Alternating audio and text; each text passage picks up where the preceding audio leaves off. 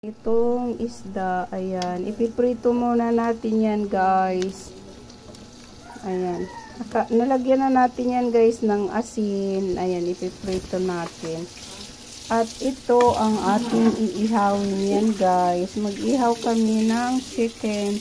Ayan guys, so nakatimpla na yan ng bawang, tapos kalamansi.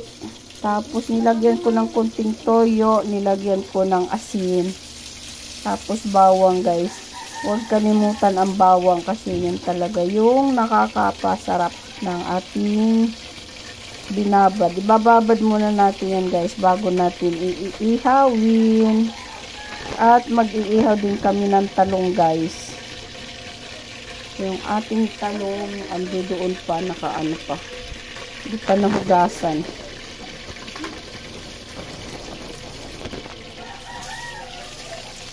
Ayan guys, so magkaiba yung kulay. Ba't kaya magkaiba ng kulay nito?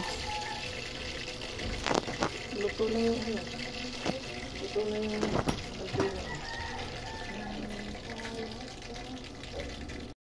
Ayan guys, ang ating talong na iihawin. Kasi guys, may happy-happy dito sa bahay. Kaya mag-ihaw tayo ng At ang ating guys, so ayan guys, so ayan. Ayan guys, ang daming isang kaldero yan guys, so. Ay, hindi pa rin kayo ako, hindi ako nakatulog.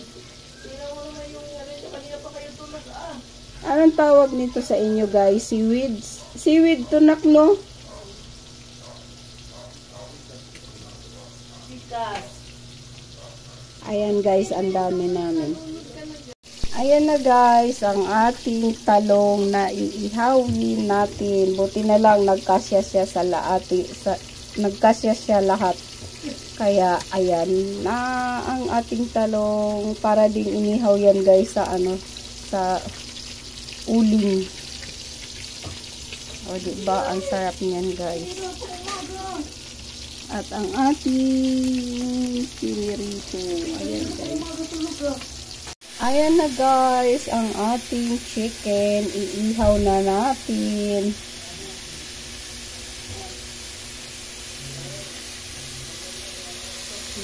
Ganyan lang yan guys, pero malasa yan.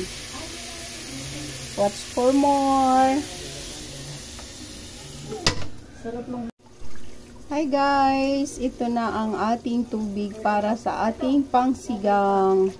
Ayan, kumulo na yan guys. At ito ang ating isda. Ayan, tuna. Tuna to guys eh. Kaya pinirito muna natin para hindi masyado malansa. Masarap kasi guys kapag pirito ang ating isisigang. Ayan. Kumulo na yan guys. Mahina lang yung apoy kaya ganyan yung Ayan. Lalagay na natin guys ang ating isda. Wala pala akong nabiling gabi. Dapat may gabi sana. So guys, ganyan na lang talaga yan. Kaya ayan, dahil bumili ako ng yung labanos, kaya hindi na kailangan ng gabi kasi may labanos na akong binili. Ayan. Hello guys, ayan na ang ating sinigang guys. Ilagay na natin ang ating gulay. Malapit na yan guys maluto. Yung kulang na lang natin ay yung kangkong.